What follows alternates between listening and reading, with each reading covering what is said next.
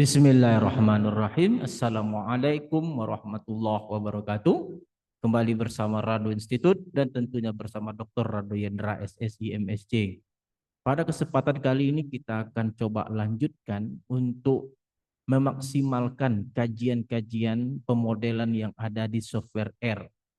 Kali ini kita akan langsung maju kepada penelitian tingkat advance, tingkat lanjut, di mana dalam suatu rangkaian data itu tercampur antara dua atau lebih pemodelan peluang. Jadi dalam satu rangkaian data tidak cukup hanya digambarkan dengan satu model peluang saja. Mesti ada dua atau lebih model peluang atau dua atau lebih fungsi densitas peluang.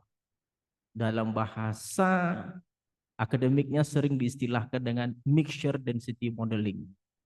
Campuran, pemodelan campuran density function.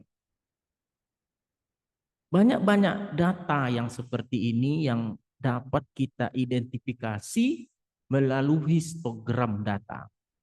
Jika histogram data menunjukkan lebih dari satu gelombang, itu dapat dipastikan bahwa data tersebut pasti memiliki lebih dari satu model peluang atau density peluang.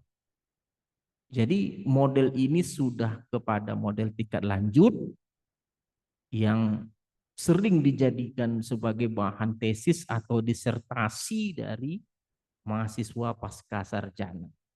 Oke, kita coba lihat contoh misalnya seperti apa contoh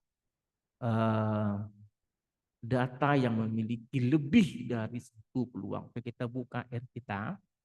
Nah, pada kajian sebelumnya kita memiliki data tinggi ombak tsunami. Oke, tinggi tsunami. Kita berikan data X. Nah, di Rado Institute itu pernah membicarakan pemodelan yang seperti ini, pemodelan mixture modeling untuk tinggi ombak tsunami. Kalau kita lihat X kita, ini X, X kecil, sorry. Nah, kalau kita gambarkan histogramnya, his X misalnya. His X. Nah, kita akan lihat di sini ada dua gelombang. Gelombang pertama diikuti oleh gelombang kedua. Nah, akan lebih jelas lagi kalau kita coba susun histogram ini menjadi, kita setting lagi misalnya his X, BRICS misalnya, kita gunakan istilah BRICS 20 misalnya. Nah, kita lihat misalnya X kita, gambarnya, sol, grafik. Nah, ini lebih lihat lampak lagi, dia akan memiliki lebih dari satu gelombang. Nah, untuk data yang seperti ini, maka tidak cukup pemodelan itu dilakukan oleh satu model. Nah, oleh sebab itu, kajian mixture modeling ini kita akan manfaatkan dengan menggunakan fungsi-fungsi densitas baku yang ada di R kita. Nah, contoh misalnya campuran dua gamma. Ini gamma pertama dan ini gamma yang kedua untuk fungsi densitasnya. Nah, diikuti oleh pemberat atau weighted parameter 1 dan 1 kurang parameter 1 karena berat itu dijumlahkan harus 1. Nah, kajian mixture modeling ini utuh dapat dilihat di Rado Institute. Tetapi dulu Rado Institute menggunakan tool MixR. Kali ini kita gunakan cara yang telah terdapat fungsi-fungsi baku di R itu sendiri. Nah, setelah kita ketahui fungsi densitasnya, weighted dikali dengan densitas gamma ditambah dengan 1 kurang weighted kali densitas gamma, tentu dengan parameter-parameter yang berbeda. Yang gamma 1 itu parameter 2 dan parameter 3.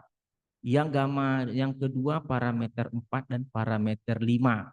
Jadi ada 5 parameter yang akan coba kita dapatkan dengan menggunakan optim. Di mana syarat dari parameter satu itu adalah besar dari 0 dan kecil dari 1. Nah, itu syarat dari parameter satu.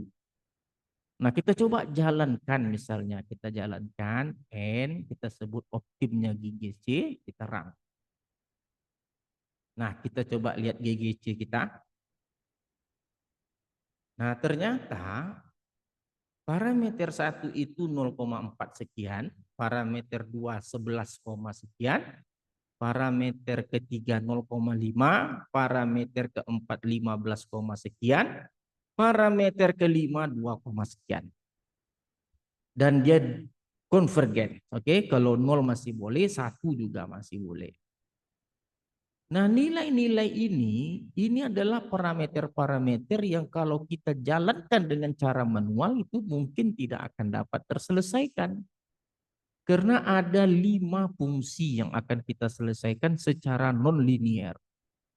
Dengan menggunakan optim kita sukses. Nah, kita akan melihat setangguh apa parameter-parameter ini. Tentu kita akan coba kemampuan parameter model dalam menangkap histogram. Nah, kita lihat, kita kasih nama parameter 1 itu P, parameter 2A1, parameter 3B1, parameter 4A2, parameter 5B2.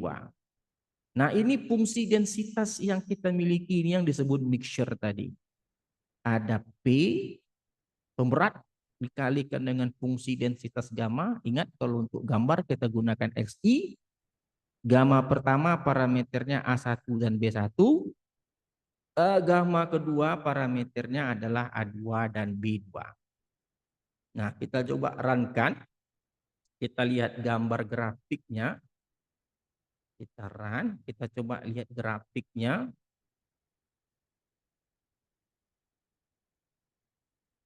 Oke. Nah, ternyata kita nampak bahwa memang yang garis merah ini merupakan gambar yang terdiri dari 2 gelombang. Nampak ini 2 gelombang. Yang mana gelombang pertama untuk fungsi densitas pertama dan gelombang kedua untuk fungsi densitas kedua. Artinya kita sukses menjalankan kajian ini. Wah, itu hebatnya nih, di Rado Institute itu hebat.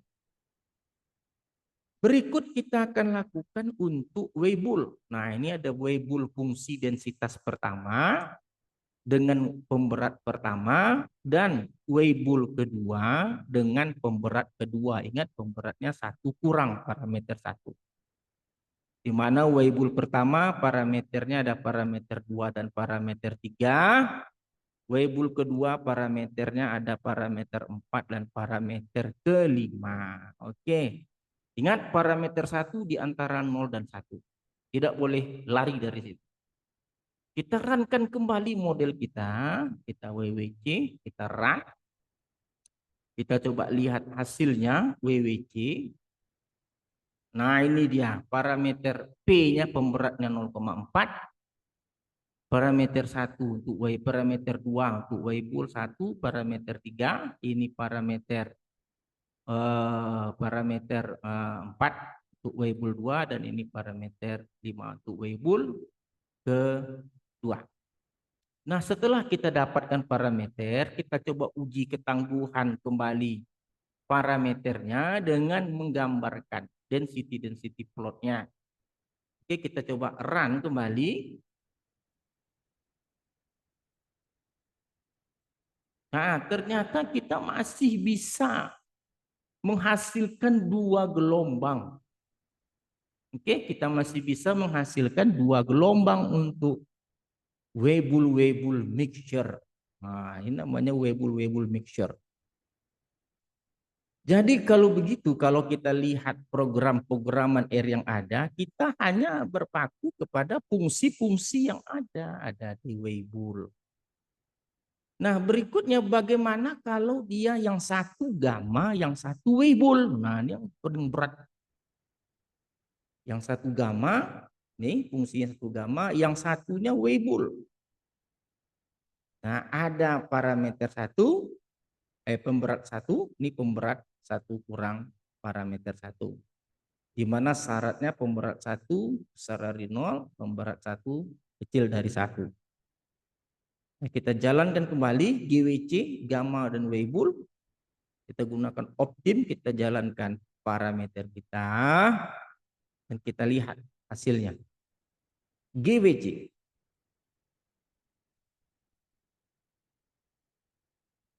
masih bisa, masih dapat. Ini adalah parameter pemberat, ini untuk parameter 1 gamma, ini parameter 2 dari gamma, parameter 3 gamma, parameter 4 Weibull, parameter 5 Weibull. Kita coba runkan, kita coba lihat gambarnya, apakah masih mampu dia menghasilkan 2 gelombang. Kita lihat kembali. Oke, nama fusi densitasnya yang satu D gamma, yang satu D Weibull. Oke.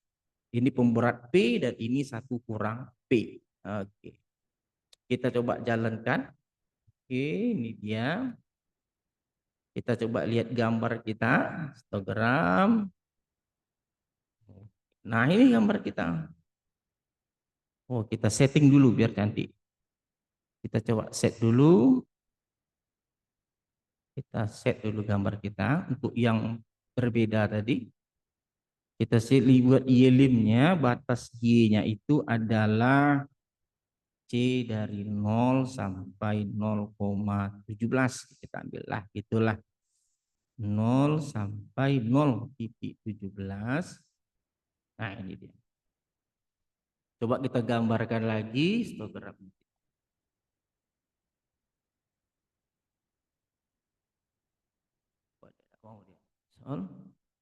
Oh, kita ulang lagi gambarnya. Kita ulang lagi. Kita ulang lagi dari N. Teran. Oke, ini kita histogram. Oke, ini dia juga masih tidak terlalu baik jika kita bandingkan dengan gamma-gamma atau Weibull. Ini adalah gamma dan Weibull.